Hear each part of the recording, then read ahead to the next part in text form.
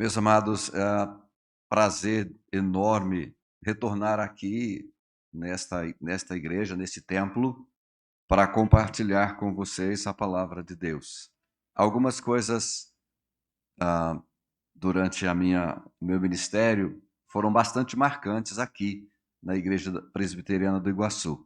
Talvez muitos não saibam, mas a minha entrevista com a comissão do presbitério para a admissão como candidato se deu aqui no prédio dessa igreja.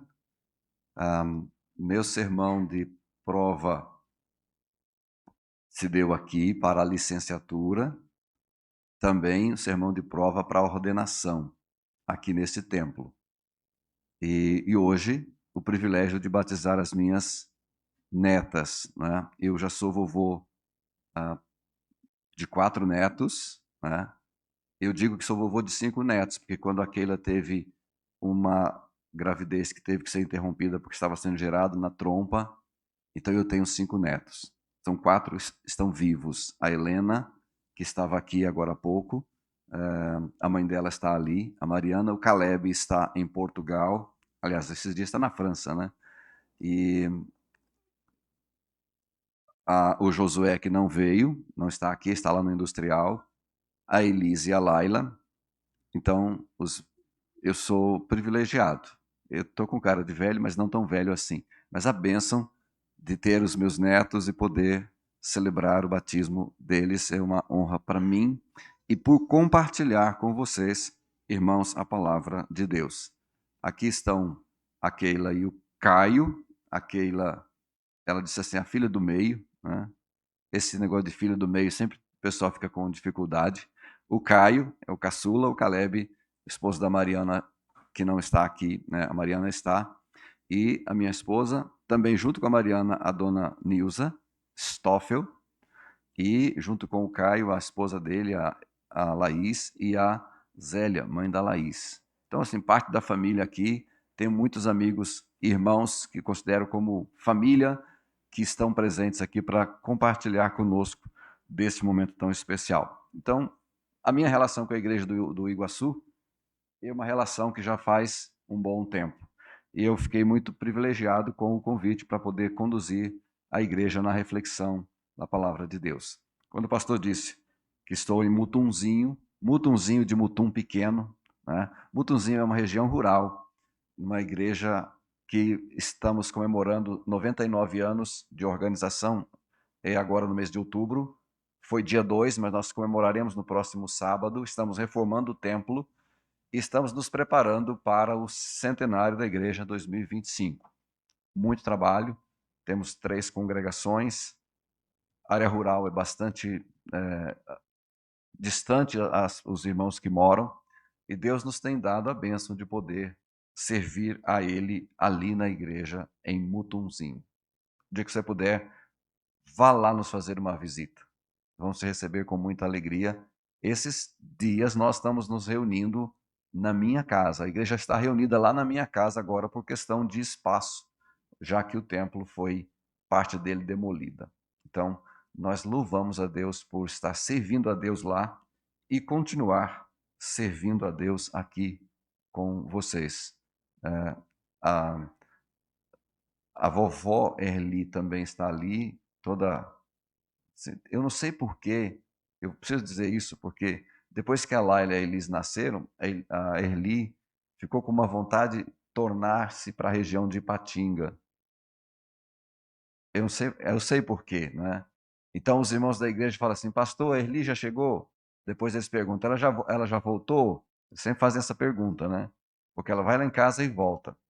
Mas é um prazer esse momento da gente viver como família e cultuar ao Senhor e servir a Deus servindo também a família. Eu quero convidá-los a abrirem a sua Bíblia na carta que Paulo escreve a Tito, no capítulo 2, versículos de número 11 até o versículo de número, eu vou ler até o versículo 14. Versículo 11 a 14. Capítulo 2 da carta que Paulo escreve a Tito.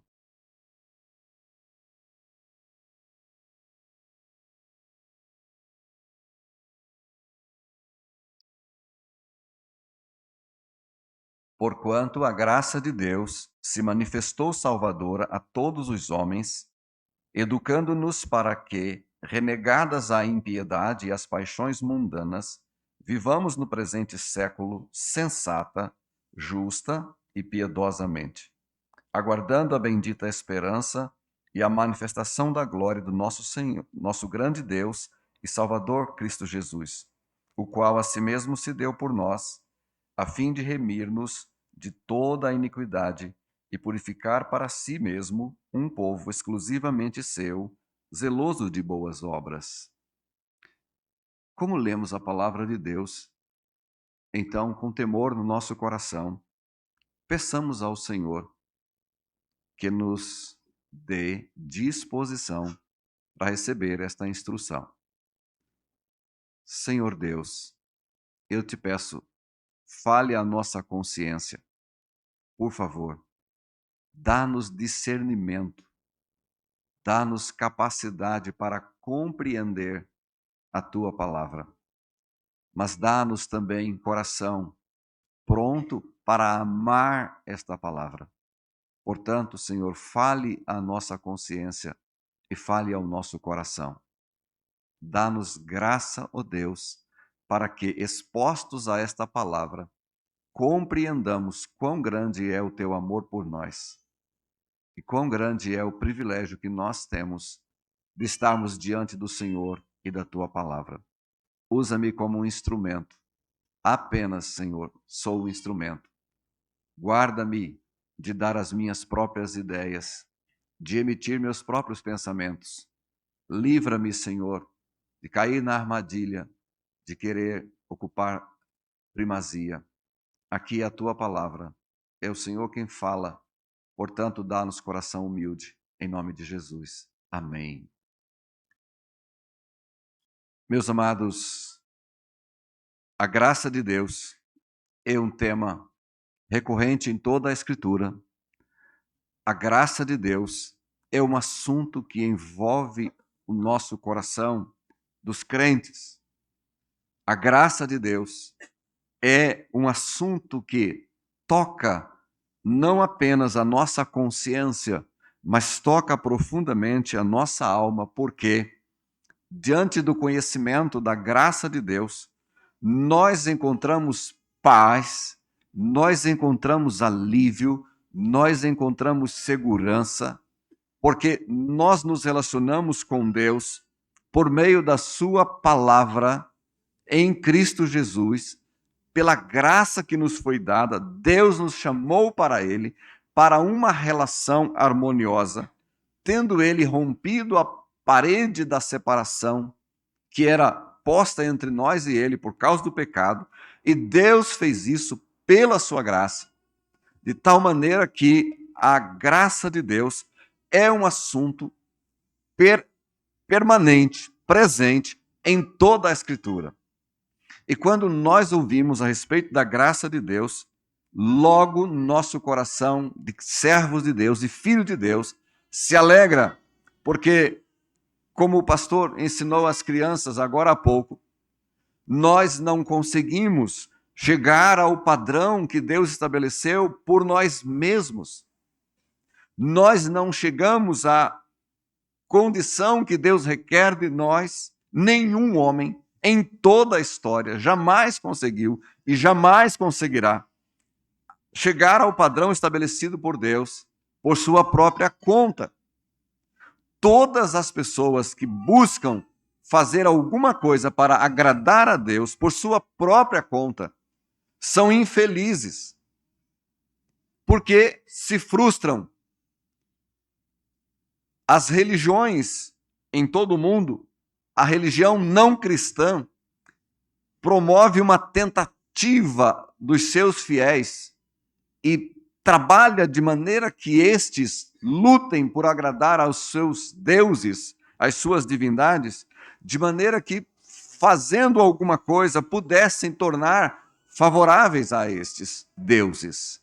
Mas o cristianismo, a doutrina da palavra de Deus, a Bíblia Sagrada, nos mostra que nós podemos ter convicção de que não conseguimos a chegar ao padrão estabelecido por Deus por nossa conta, mas isso não nos desespera, não nos deixa alarmados, porque nós descobrimos pela própria palavra que Deus resolveu este problema dando-nos a sua graça, operando através dela para nos fazer chegar a Ele. Por esta razão, também Paulo afirmou dizendo: pela graça sois salvos.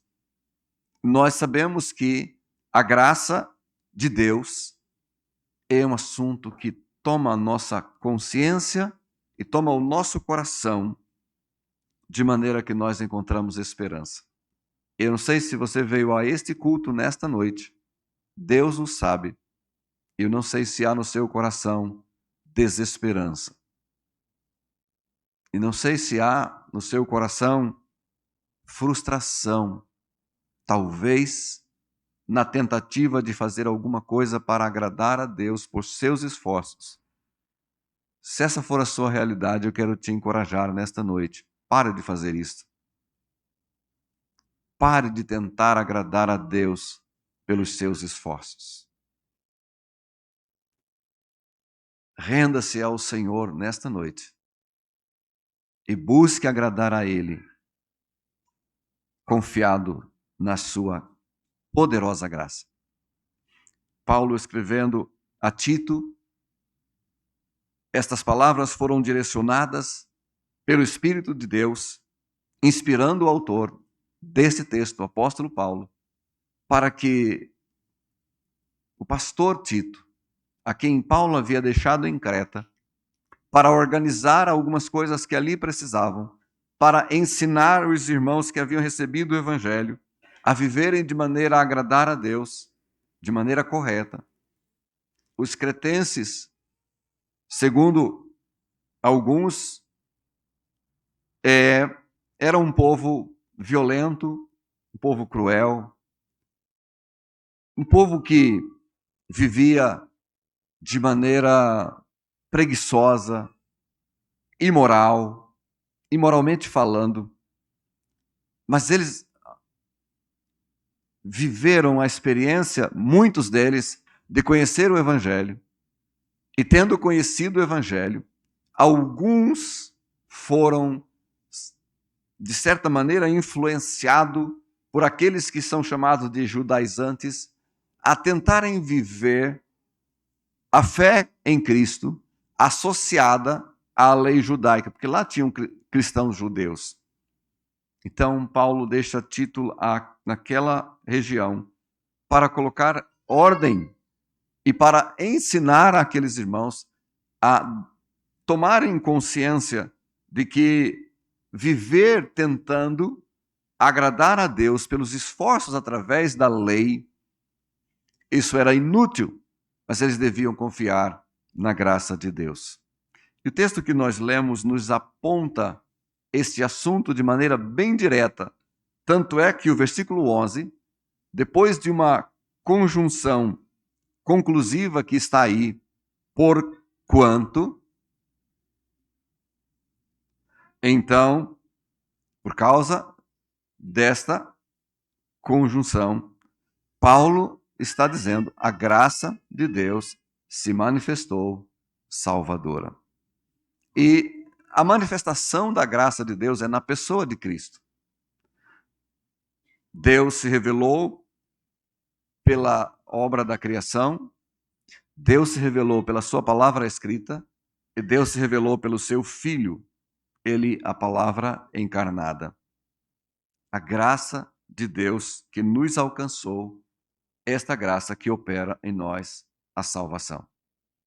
Esta igreja, ao longo dos anos, vem pregando o evangelho da salvação. O propósito das reuniões desta igreja é edificar os seus crentes, chamar pecadores para ouvir o evangelho, pregar a palavra para confrontar aqueles que ainda não se renderam a Cristo e edificar aqueles que já se renderam a Cristo por meio do evangelho da graça de Deus. Eu me lembro numa aula que o reverendo Anderson Ribeiro estava ministrando para nós aqui numa sala ao lado do templo, no Instituto Rêmata, e numa das suas aulas, o pastor Anderson diz: todas as vezes que vocês estiverem diante de alguém tentando salvar um pecador sem a graça de Deus, estão diante de um ensino falso. Todas as vezes que estiverem diante de alguém tentando salvar o pecador sem a graça de Deus, estão diante de um ensino falso.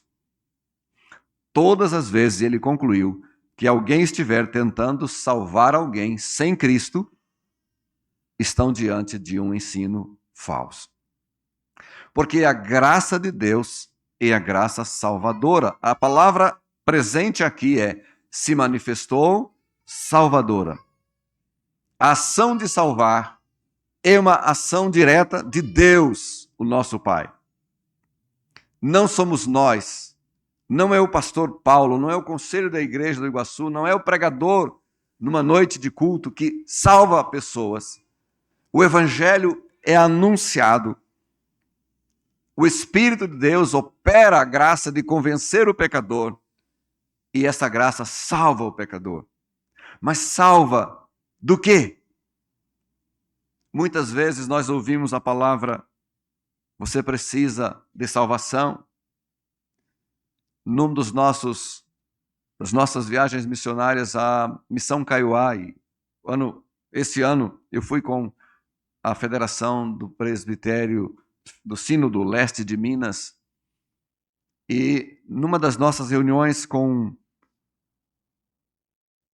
o pessoal da caravana e alguns alunos do Instituto lá na Missão Kaiowá, que são indígenas, que estão se preparando para pregar o Evangelho nas suas aldeias, eu tive a oportunidade de conversar com um casal indígena que havia vindo para a base da missão para aprenderem, serem alfabetizados e aprenderem algumas instruções a respeito do Evangelho para voltarem para a sua aldeia para pregar o Evangelho lá. Mas o que me chamou a atenção é que o moço com quem eu estava conversando, a esposa dele é de língua portuguesa, mas se casou com ele e se aculturou de maneira que ela fala as línguas da tribo e fala a nossa língua também. Então ela foi minha intérprete. Mas o que me chamou a atenção foi que aquele moço Jorge, ele falou: pastor, o sotaque dele não é diferente, mas eu nem vou tentar imitá-lo.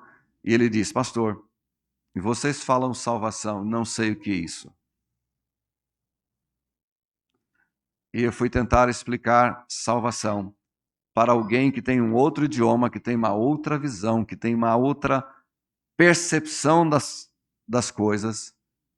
E eu gastei com aquele casal mais de 2 horas para explicar 3 assuntos. O que é salvação? Por que precisa mediador? E o que é pecado? Eu gastei 2 horas numa longa conversa. E no fim, ele disse: agora entendi alguma coisa, mas tenho muito para aprender. Porque o que ele queria saber, como é que eu posso ser salvo? E o que é salvação? Talvez a gente, como cristãos, acostumados a essa linguagem, a esse evangeliquez, a gente fala tanto sobre salvação, mas o outro pode estar perguntando o que é isso. Para muita gente, salvação é alguém deixar de frequentar que nunca frequenta uma igreja, passa a frequentar uma igreja, então ele se torna membro de uma comunidade, e aí salvação. Para muita gente isso. A graça de Deus e a graça salvadora. Porque liberta o homem dos seus pecados, da impossibilidade de agradar a Deus, para, através da ação da graça, cumprir a vontade de Deus, auxiliados pela própria graça de Deus, operando neles. Me lembro de pastor Paulo, como capelão no seminário, algumas vezes dizia: irmãos, falando para os seminaristas, o sarrafo está sendo elevado. Vocês estão sendo preparados para dar saltos mais altos. Ele disse, o sarrafo eleva, o salto é maior. Mas nós não chegamos ao padrão de Deus, a não ser que Deus mesmo nos ponha nesse lugar. A graça de Deus se manifestou. O verbo passado indicando uma ação que foi realizada, está sendo realizada e será realizada. Porque a salvação é de Deus. Jonas reconhece isso. Ao Senhor pertence a salvação.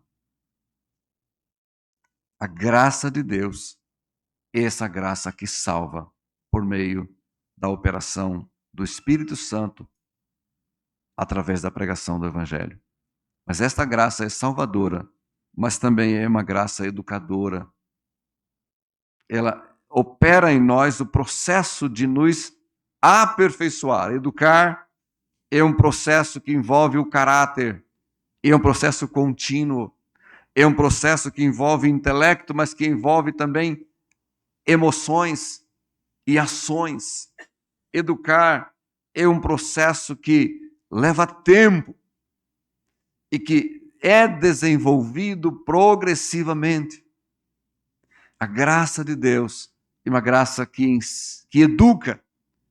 Talvez estejamos nesta noite falando para pessoas que estão lutando para vencer maus hábitos, que o conselho não sabe, que o pastor não sabe, que os líderes da igreja não sabem.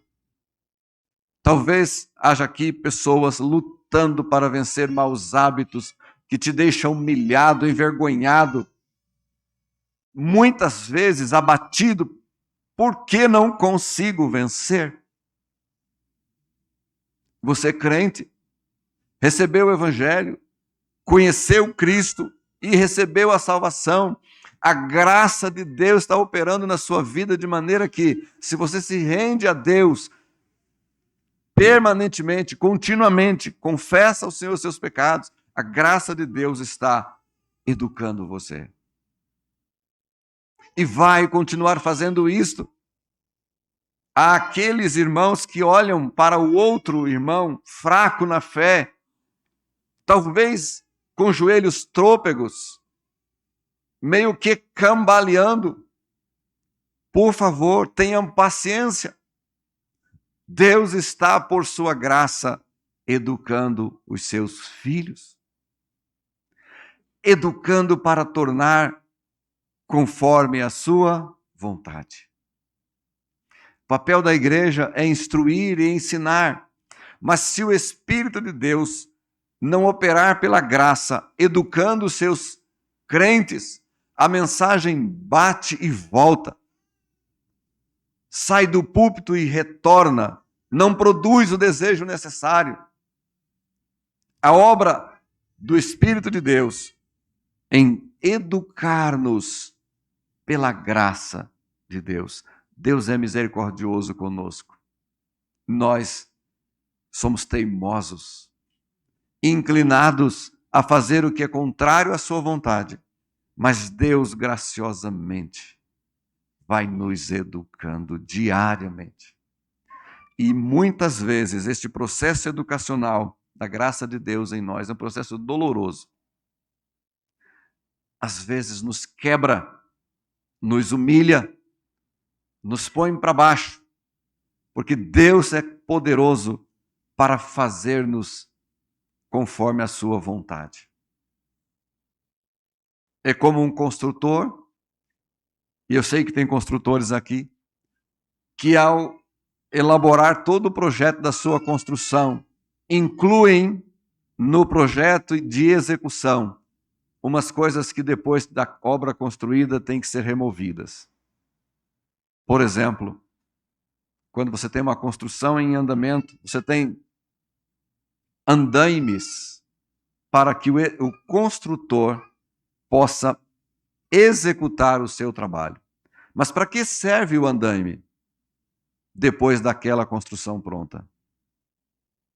Mas até que ela seja concluída, os andaimes estão lá. E talvez na sua vida Deus ainda tenha deixado algumas peças de andaimes, porque o processo está em andamento. Como filhos de Deus, Deus está, por sua graça, nos educando. Você se sente assim?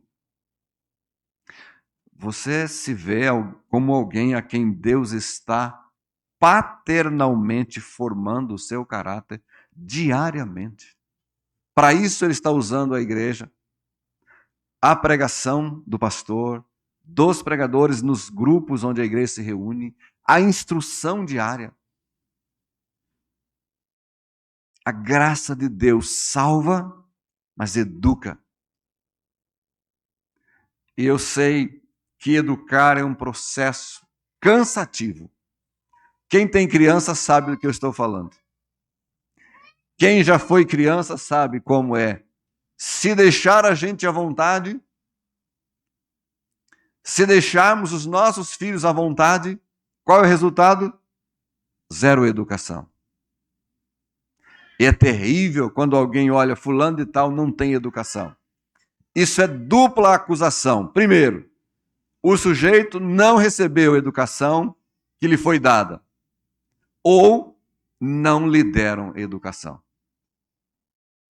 Dupla acusação.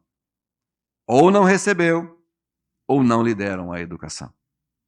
Mas com os crentes, Deus está dando a sua educação. Ele está formando em nós o seu caráter. O caráter daqueles que a graça salvou.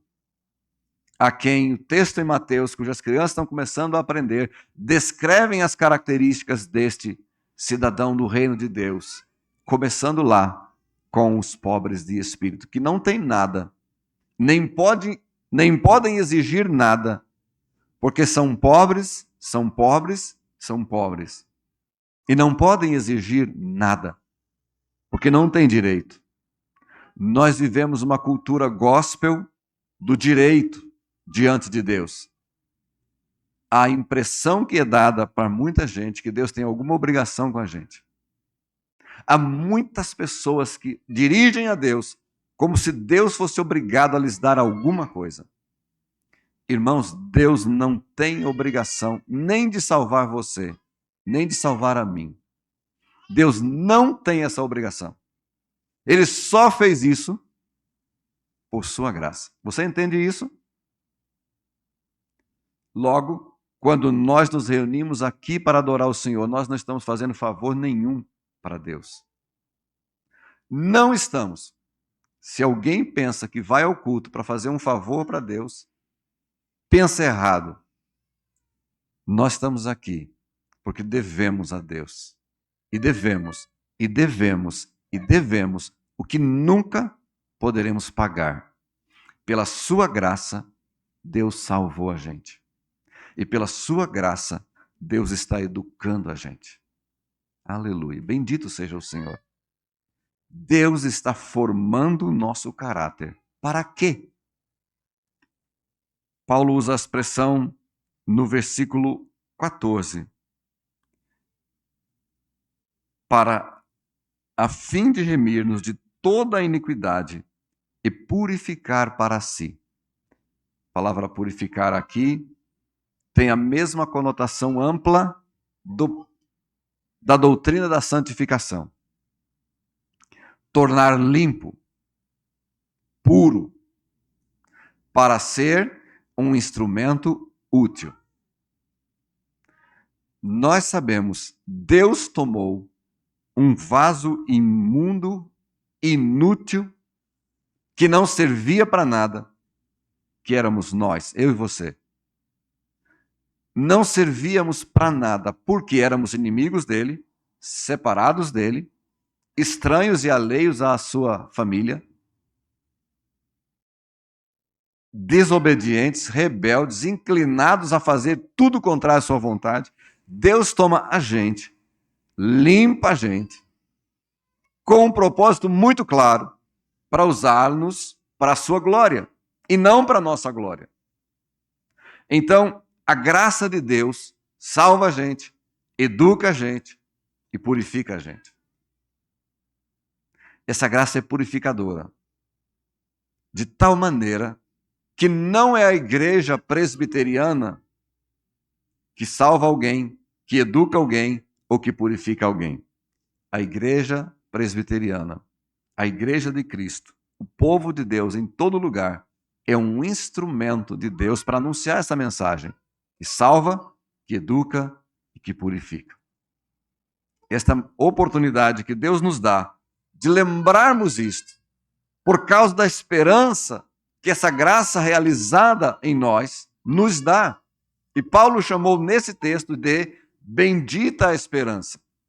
Nós esperamos o grande e glorioso dia em que o Senhor há de receber o seu povo para estar para sempre com ele. Enquanto isso, enquanto esse ato esperado, Deus está salvando pecadores, educando seus filhos e purificando o seu povo. Em que posição estamos? Se você ainda não é salvo pela graça de Deus, renda-se ao Senhor, receba esta graça. Se você é salvo, receba a educação que Deus quer te dar, como filho. Como filho. Nós cantamos agora há pouco, quero voltar ao primeiro amor. É uma música para os mais maduros aí, uma música de saudosismo mesmo, né? Mas é uma música muito linda. Nós cantamos também grata memória, o que Cristo fez por nós. Ele nos salvou, está nos educando, está nos purificando para Ele. Porque Deus não se relaciona conosco sem resolver o problema do nosso pecado. Eu tenho que dizer isto porque aprendi isso pela sua palavra, a palavra de Deus. Nós, pecadores, só poderíamos permanecer na presença de Deus se Ele nos recebesse. E Ele só nos receberia se removesse o pecado. E Ele fez isso em Cristo Jesus. Removeu o pecado. Nós ainda sofremos as consequências do pecado, porque o pecado ainda está presente no mundo. Nós somos libertos do poder do pecado, não somos mais escravos do pecado. Nós somos libertos da consequência do pecado, não vamos para o inferno, mas nós ainda não fomos libertos da presença do pecado. Por isso que a gente tem que humildemente clamar: Senhor, educa-me, purifica-me para a tua glória.